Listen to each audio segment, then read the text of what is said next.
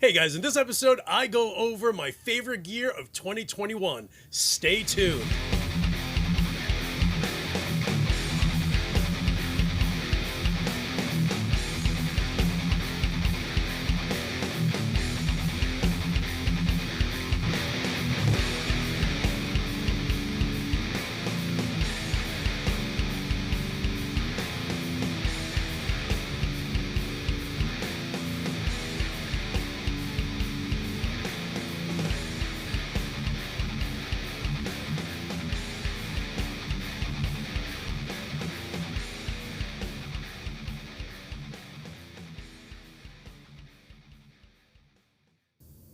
What is up, you guys? It's your boy Luis Torres, and man, this is going to be a long episode, and it's just because I'm going to go over some of the gear that I ended up getting this year in 2021, and I want to share what they were and why I have them, and if I share them, it's because they're absolutely incredible. So, I was trying to figure out, should I start with pedals? Should I start with amps? Should I start with guitars? And it's literally the entire gamut. That's why it's going to be long. So, to start, and although this is a pedal that I did get for 2021, this is the latest version of the Pepper's Dirty Tree. Same internal components. This one just has more of a plate on top of it as opposed to the previous models where the graphic was actually just screened right onto the case. This is actually, I'm assuming it's probably glued on there. But yeah, so that's, it's the Pepper's Dirty Tree. How do you not absolutely love this thing? And Tony Peppers is super absolutely down to earth. Nicest guy you'll ever meet in the industry. So Pepper's Dirty Tree. And this is why it's going to take a while because there's a bunch of different pedals that are like that. Here is the BallGag, which is the Noise Gate by MWK Audio, and this thing is an absolute beast. I run it for the most part just guitar, pedal, or pedal chain to my amp. I don't necessarily use the 4-cable method, although you can, and it actually is better when you run it as a 4-cable. But if you're just like me and you just prefer using in and out, and that's it, this thing is an absolute beast and just crushes. So again, the BallGag Noise Gate pedal by MWK Audio. Then by Foul Sounds, the Flannel Overdrive. This thing is just an absolute beast. It has gain, volume, mid, and tone, and the way he just has it voiced is just mind-blowing. And I feel like the mid is really important because for the most part every overdrive has volume, gain, and tone, but this mid is everything right here. This little guy right here, along with, you can use the different types of diode or LED that's in there. So this thing, absolute monster. What else do we have? The Lonely Ghost by, again, MWK Audio. So this thing is a delay pedal, okay? But not only is it just a delay pedal, and this is kind of like the issue that people run into when they have a delay pedal. For instance, I also have the Boss DD3, which is the digital delay. The problem is, if you're going to solo, you're going to want a little delay on that lead, right? The problem with most pedals is it's in the same volume as everything else that you're currently using. This guy has an extra boost line driver on the side, so if you want this thing to be activated and be a bit louder than your rhythm guitarist, right here, son, right here, crank this thing, and now you're boosting your signal along with the digital or the delay aspect of it. So Lonely Ghost, again, by MWK Audio. Let's put that there. What do we have here? The Empress Heavy. Bro, this thing is an absolute beast of a pedal. It is a dual distortion pedal. You have the heavy side or the heavier side. They're both absolutely pristine as far as having that articulation where you can hear the separation of all these notes. I have used this both through the clean channel of a few of my different amps, along with using it and running it as a preamp pedal. So either way, you can't go wrong. This thing, as expensive as it is absolutely worth it, without question. So again, Empress Heavy, thing is a beast. What else do we have? Kid. Yo, the KHDK Lucifer. Bro, this thing, I'm telling you, and when I did my first video with it, I shared that, or actually it would have been my second video, because the first video with the Lucifer was me initially getting it, fell in love with it, and sold it. And like I said in my second video, instantly regretted it. And yo, there's nothing worse than being like, I shouldn't have gotten rid of it. And then, of course, they came out with the second batch of the 333. I will not be getting rid of this pedal. Just, again, absolutely pristine tones that this thing comes out with that are brutal. Again, you can use it through the clean channel of any of your favorite amps that you have. And, again, if you want brutal tones, get yourself, if you're able to find one, a KHDK Lucifer pedal. Overdrive pedal. What do we have? Kid. Yo, Rev and their entire line of pedals are just beyond crazy. So here is the Rev G8, which is their noise gate. This thing literally just came out a few weeks ago. Yo, one of the best noise gate pedals I've ever used. And again, you can use it as a 4-cable method. And I use it just, you know, one in, one out. Just because, I don't know, I just kind of prefer it that way. It's easier, because if not, I literally have to move these walls of amps to run it through the effects loop. But dude, you know, even if you don't want to run it through the effects loop, it's an absolute monster. It has a hold, a release, and a threshold, and that's literally all you need. Again, grab yourself a Rev G8. You're going to absolutely love it, especially all you guys that have those old, you know, noise gates like the ISP Decimator, any of those, you know, Boss NS2s. You know, the one thing everyone always says with the NS2 is that it sucks your tone. It does. You kind of have to play around with it for it to not suck so much tone, but this thing is just so much better. So you don't necessarily have to think of anything other than this is a beast. You're going to love it. And you can run it both methods using the 2-cable or the 4-cable method. Talking about Rev, the Rev G2, interestingly enough, so, you know, I had originally the Rev G4, loved it. The G2, a lot of people have posted videos with it, and what they were saying is that it works great as if you're going to use it as an overdrive, because it's almost like an overdrive pedal, but better. And once the guys from Rev sent me this pedal and I use it exactly like that as an overdrive, dude, just absolutely mind-blowing. Incredible pedal. And it has the blue and the red on here. It is a beast. Again, if you're looking for, you know, and everyone has their favorite overdrive pedal. If you're looking for something that's going to be better, that's going to top most of your overdrives just because they lack options, you definitely want to grab a G2. With that being said, where is the... Funny, I was actually using it. Now, if you want to go ahead and run a pedal through the clean channel of your favorite amp, you're going to want to run the Rev G3 as a distortion pedal through the clean channel. This thing is, dude, it is just mind-blowing. It is ridiculous. And it's funny because although I had the G4 was great, and funny enough, I was actually using it more as a preamp pedal, and I feel like the G4 hits that mark perfectly. Now, if you want to basically add another channel to your amp, then you are going to have your clean channel for the most part, right? Most amps have a green channel and they have a blue. Actually, I'm sorry, green, blue, and red, right? So your clean channel, you can throw this on there for that added brutal tone craziness, and you're virtually creating a fourth channel using this pedal right here. So the G3, again, the guys at Rev are absolutely amazing. Thank you so much again for sending me the G8, the G2, and the G3. These things are just monsters. What else do we have here? We have the Frost Giant Yama. So this is a boost pedal. So it has a volume and a tone.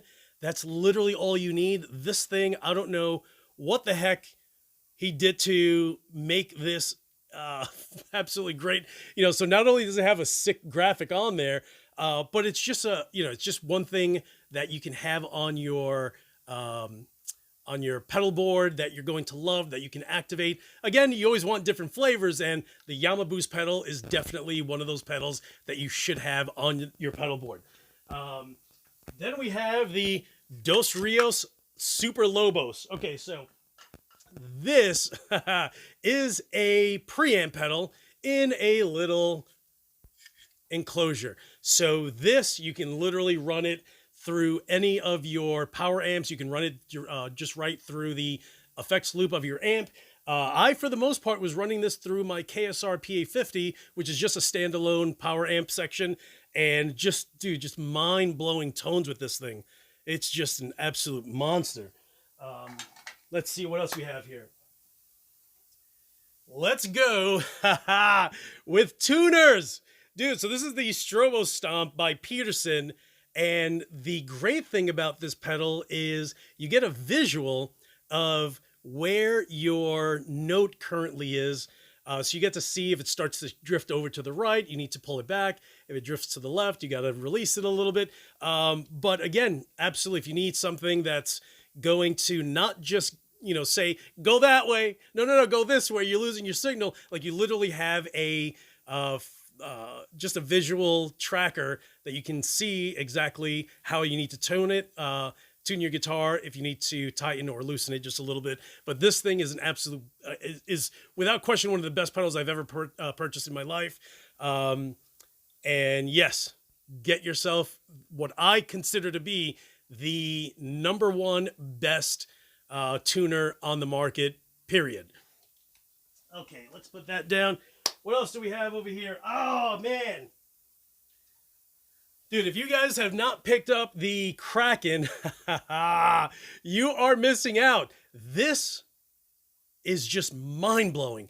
Imagine, this is actually my practice amp. I run this out of my Engel E830 power amp, and that runs into my Marshall JCM 900 412 cabinet. And dude, to say that this is absolutely brutal is an understatement.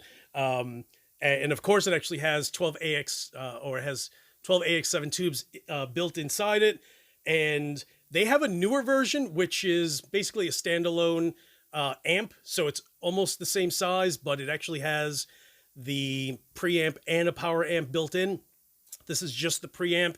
I don't necessarily feel like, for me personally, that I need the larger version, just because, dude, I have a bunch of different power amps. I don't need to go power amp crazy. Like, I have too many power amps as is. So this is all I really needed. If you're like me and you already have a favorite power amp, whether it's a standalone like the KSR PA50 or something that, you run like your Randall RD100. If you love that power amp section, you take this, run it right through the effects loop, and you are good.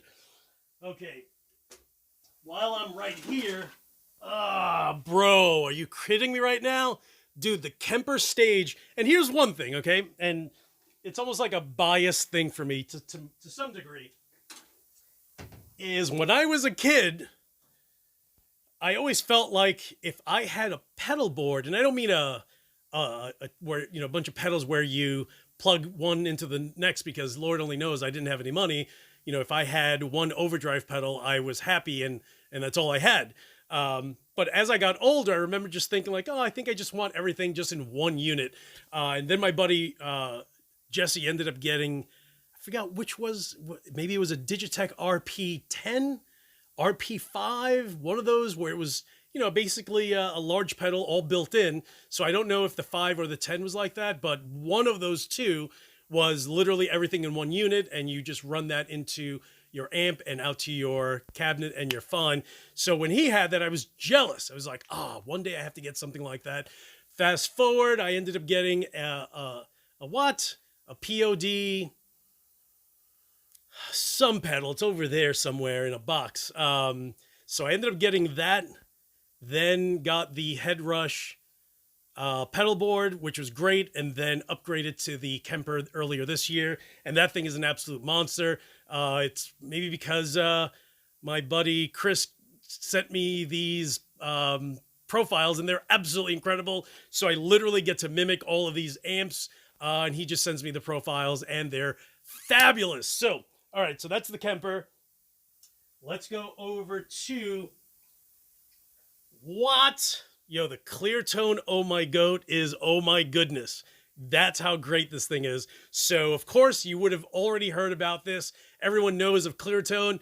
But this pedal I ended up getting earlier this year and just instantly floored. So if you guys get the chance to grab an Oh My Goat, you have to. Please don't send me an email saying you think it's good. Bro, every episode I've ever made with the Oh My Goat is literally me just baffled at how incredible this thing is. And of course, Karsten, the owner, is, again, just like Tony Peppers, just a really nice, down-to-earth guy. And to me, that's really important. And even like KHDK, David Karen, who's one of the owners, he's the DK in KHDK, just the nicest guy from, you know, the Chicago area.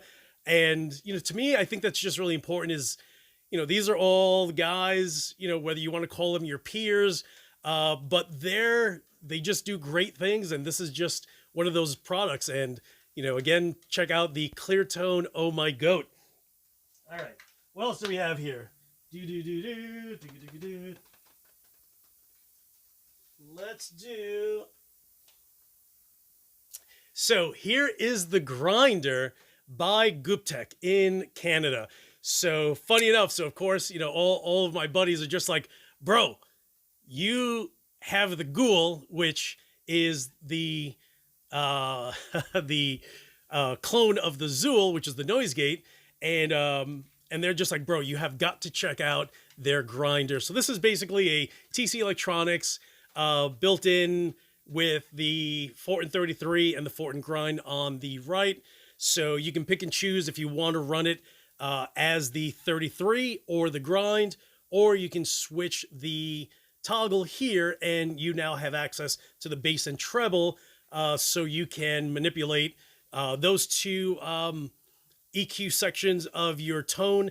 And of course, you always want to crank the treble a bit and cut back the bass, especially if you're using something like a Mesa rectifier. So, you know, again, check out the Grinder by Guptek. And that's it right there. All right, what else do we have here? I told you this was going to be a long episode. Next in line is the Church Burner by This Heavy Earth, which is Shay's new company. And trust me, you know this company initially or originally as TMD. So this pedal, just an absolute brute monster. You can run this as a preamp standalone pedal using, again, your favorite power amp section, or run it through the clean channel of your favorite amp. And this thing is just an absolute monster. Not only do you have level, post, pre, gain, high, mid, low, presence, and tight, but you also can change the voicings because there are 3 toggles here on the side, and you can just select exactly what you want to use. So this pedal is just an absolute beast. Now, I can't even say it's underrated. It's so new that guys that get it are just like, bro, this pedal is an absolute monster. I'm like, I know. That's why you need to start spreading the love and let people know that This Heavy Earth is out there. All right, what's the next one? This is crazy. All right, so this is the Drive N5 Plus by Sinvertech. And I mean, look at all the knobs and the toggles on that thing. So this is a preamp pedal. Again, I mainly run this out of my Mesa 290 power amp or my KSR PA50, but I've also used my Moore tube engine, which is 20 watts, and of course recently my Engel E830 power amp. This thing, dude, it's literally your favorite preamp in a pedal form, and it's a tiny little pedal. So it has volume, gain, treble, mid, bass, resonance, and presence. But now all the toggles, you know, there's 5 little toggles, and those 5 toggles allow you to change the voicing characteristic. And it's just something that you never really see. You know, just to give you an idea, the only amp that I feel that I have that's similar to this pedal in an amp form have to be the Fortin Cali, along with the KSR, the KSR what? Eris. Like those things, you can just change the voicing any which way you want because there are all these toggles. Oh, and my Cherrytone Yeti, that also. Like this pedal's literally those 3 amps, which is why it's fairly expensive. I think I paid $250 for this used. I think they are $199. They have a newer version, and I think it's either $199 or $299, depending on the 2 models that you get. So again, this is the N5 Drive Plus by Sinvertech. What else do we have over here? Oh, dude. Bro, so last year, maybe 2 years ago, I ended up getting the Seymour Duncan Power Stage 170, which was the only one that was out at the time. And it was the first, I want to say the first solid state power amp section that Seymour Duncan had created, for the most part, for guys to use with their modelers like Kempers, like Head Rushes. So they ended up upgrading the Power Stage 170 to the Power Stage 200. What they ended up doing, first of all, they added a presence knob, which is super important. And then the line out actually allows you to run out to 2 cabinets instead of just 1.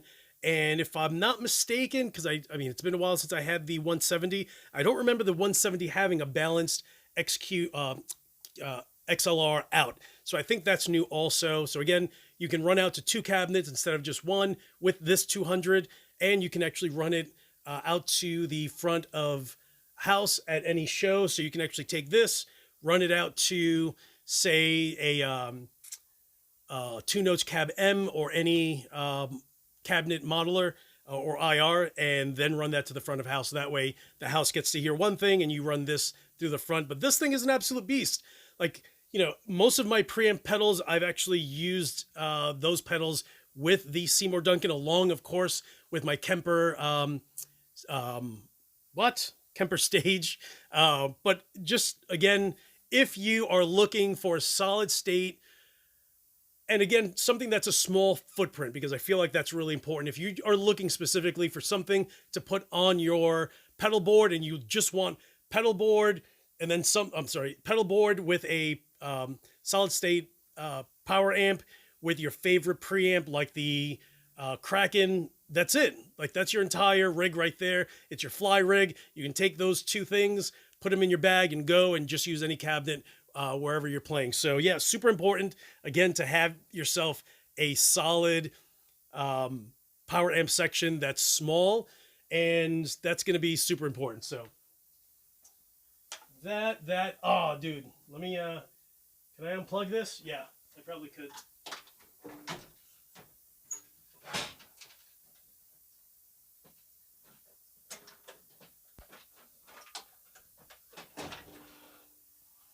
I cannot stress how incredible the KSR PA50 is. So this is a 50-watt standalone power amp section. It's the size of a lunchbox with a lunchbox handle also. It's a little heavy, you know, I'm not going to lie. It's, you know, you'd have to put a few rocks in your childhood lunchbox for it to weigh like this. But it has a top, it has a bottom, it has a negative feedback master. You have a hi-fi if you want to go ahead and plug in your stereo system, which is just weird, but you could totally do that. And when I had the mild minor issue with it, I sent it to Kyle.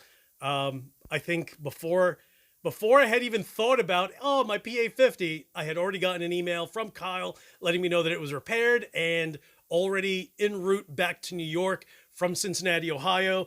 So if you want service, KSR, dude, without question, bar none, one of the absolute best that there is in this entire industry as far as customer service goes. So again, if you have not tried the KSR PA50, you definitely should. If you're looking to buy one, my buddy Michael is actually looking to sell his in brand new pristine condition.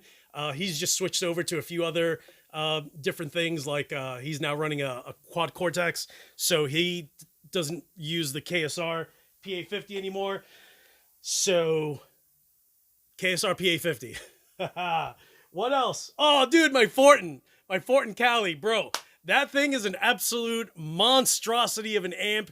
One of the best amps I've ever used. And you can't really see it, but let me see if I can bring it over here a bit. Is, of course, my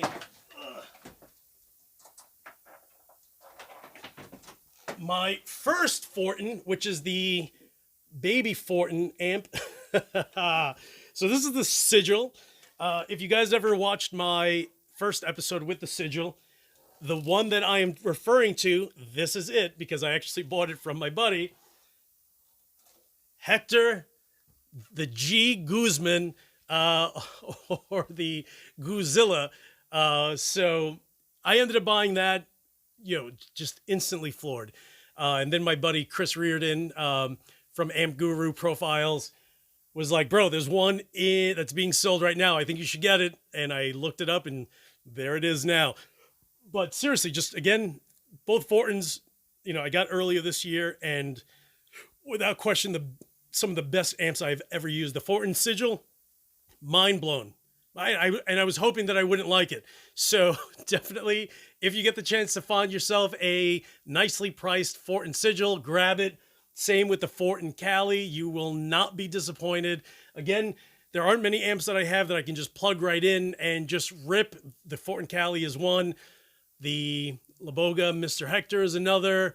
The Armored Sabo is one of the other amps. The Cherrytone, Cherrytone Yeti. What else did I get this year? Oh, dude. Should I wheel it over?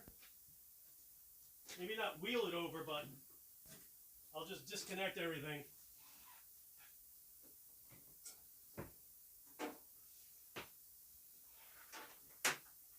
Is this guy. These two things.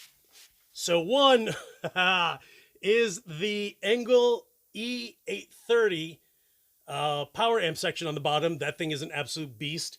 It has EL34s. It's a 50 watt, more than enough power. But the great thing is that it's in rack form, so you can easily just take this, throw it over your shoulder, and go. And then, of course, at the top that I just got a few weeks ago is the, let me put this down, is the Myasnikov Super Lead SLO clone by Oleg in Russia. And here's the one thing, everyone loves the Soldano SLO. Everyone talks about it. When you hear it, everyone's always just talking about how great it is, but Soldanos are kind of pricey. I have a Soldano SP77 that's connected to my Mesa 290. That thing was pricey. But for a fraction of an SLO amp or any of their, rack-mounted brethren, you can get yourself a brand spanking new Myasnikov Super Lead SLO preamp that has 12AX7 tubes inside, and pair it with your favorite power amp, and you're done. Golden. You basically have a Soldano SLO. But here's the one thing. There's something to be said when you have an SLO preamp clone and you're pairing it with one of the best companies that makes power amps, and that's why I have it with my Engel power amp, because I was just like, I need something that's going to kick the heck out of the Soldano clone or the Myasnikov Super Lead, and ended up finding an Engel power amp section, and that was that. Okay, so, wow, how long am I going so far? Now, we're going to switch over to guitars. Bro, you know how much hate I had for years because I would just bash LTD guitars until I ended up getting my first LTD, fell in love with that one, and just kept buying them. Because for me, it was just like, let's see how the rest are. Here is my LTD JH600. This is my Jeff Henneman model. It is a neck-through body construction. This guitar is a 2013, made in Korea. This feels exactly like any of my ESP custom models that I currently have that are many times the cost of this one. So that kind of is what prompted me to take notice, you know, of LTD. Like, all right, well, let's see what other guitars they have. Let's see if they're just as good. So here is my LTD JH600. Here is my LTD KH601, 602, which is the Kirk Hammett model. Again, neck through body construction. And funny enough, do I have it here? I don't. I think I have it over here.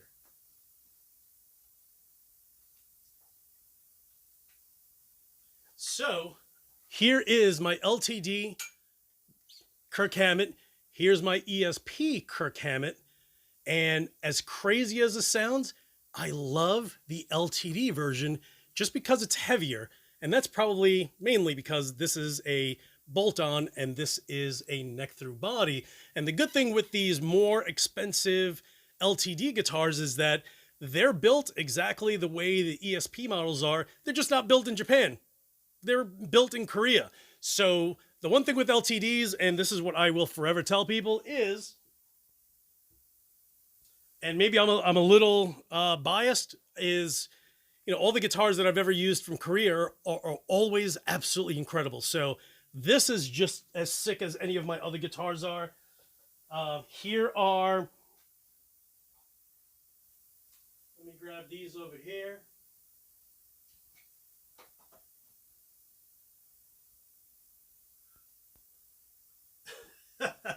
So here are some of my other LTDs.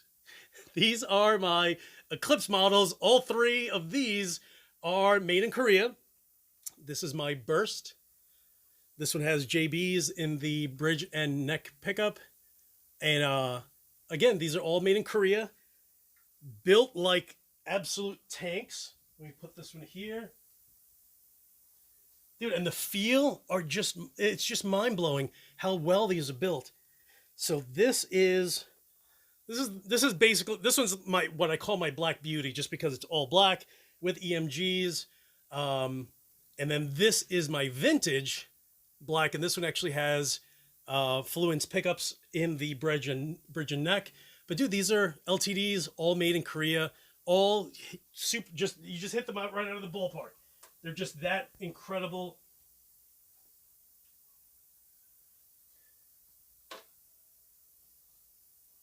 So if you've ever debated if you should get yourself an LTD, take it from me, the guy that literally hated the company for years because, you know, I was a little biased and I preferred my ESPs and I would just buy ESPs instead.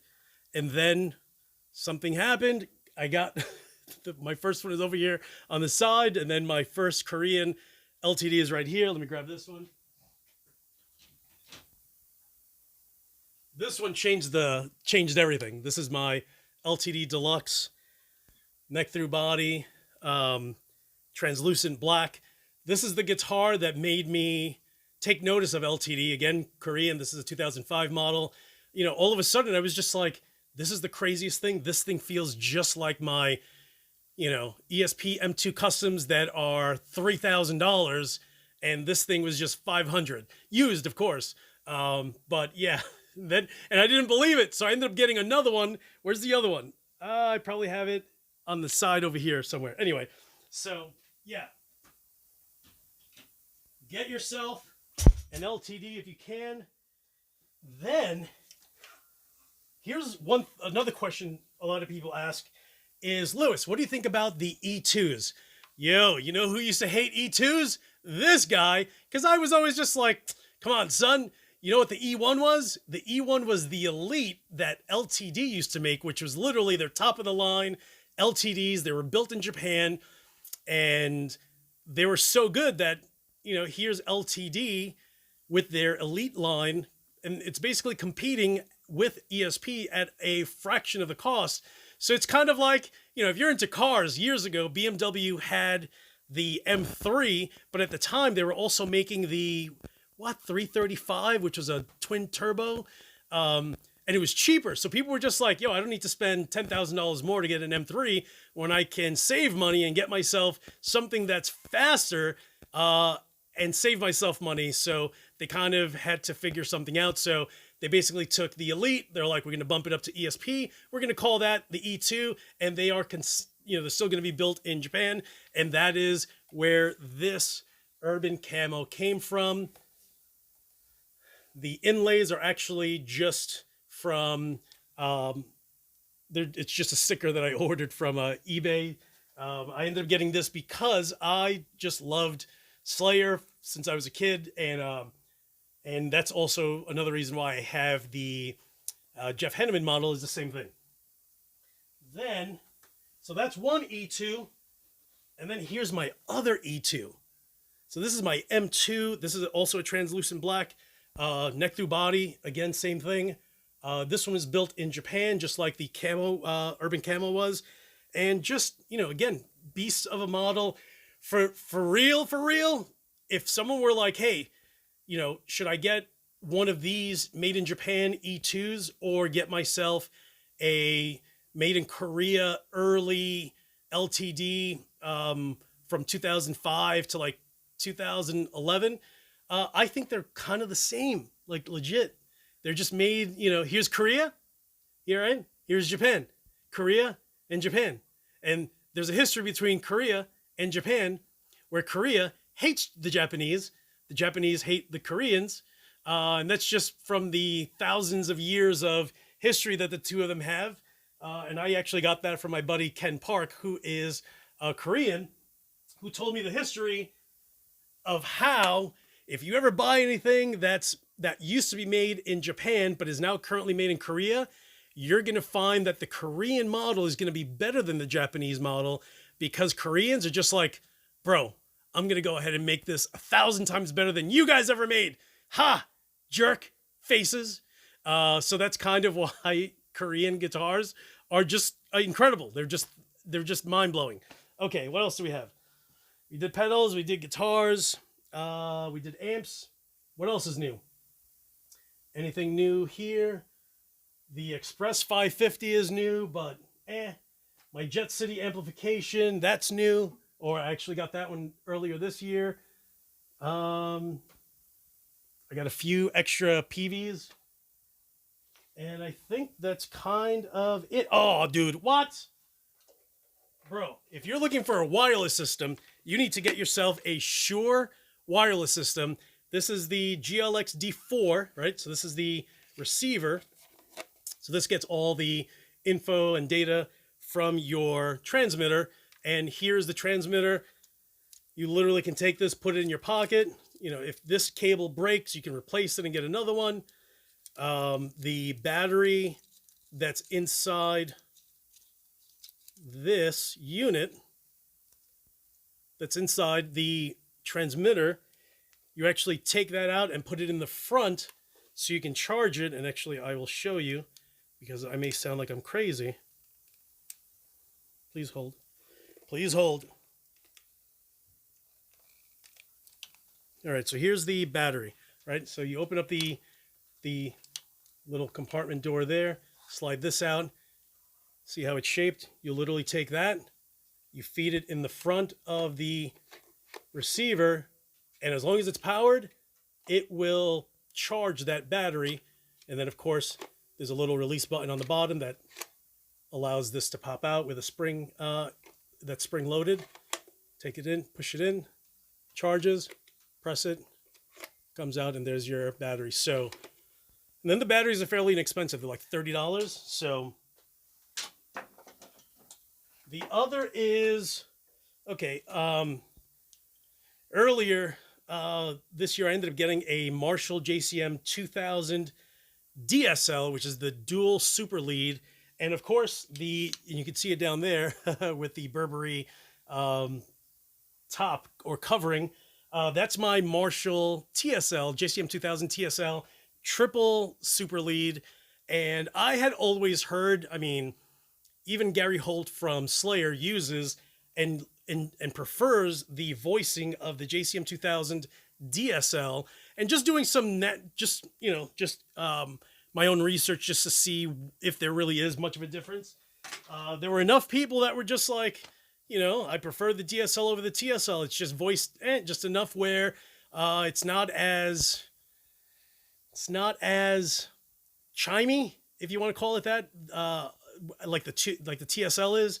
So I found the DSL, and if you guys remember, I had a Legator guitar that I bought and instantly hated and instantly regretted it.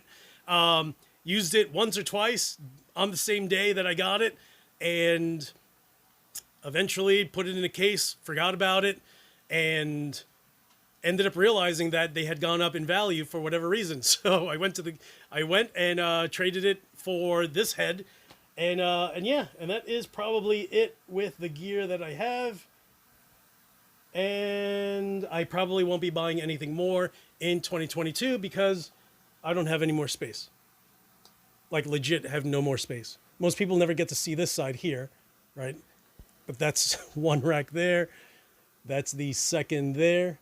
That's the third there that has 4 PVs, my Jet City, and my Paul Reed Smith. Here's my Mesa tower. Those are those 4 Mesas. Then I have my KSR there. I have that whole Marshall Fortin variant there with the Engel at the top.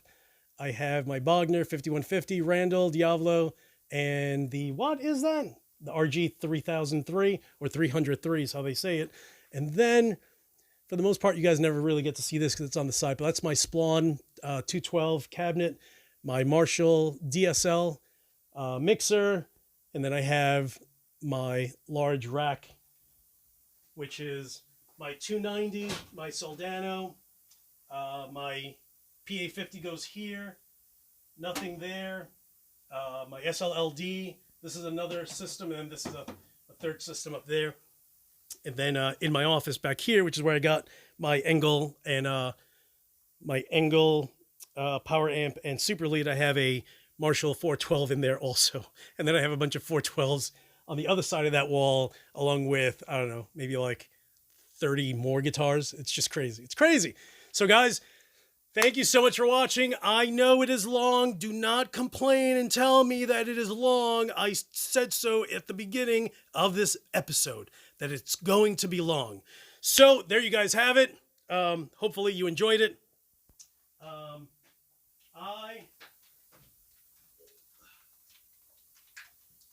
I'm going to end up going to the range in a little bit, just because you kind of have to every once in a while. But look at this beast. What? 308? Son, we're going shooting. So guys, again, thank you so much for watching. Hit the description below. Check out all of my favorite YouTubers like Greg Block, like Truck Driver Shawn, and huge shout out to my man Ian. We were just chatting last night, and just want to say what's up, what's up. So guys, thank you so much. You guys are the best, and as usual, I will talk to you soon. 2 days, Thanksgiving. Enjoy it with your friends and family. Love you guys. Thanks for watching.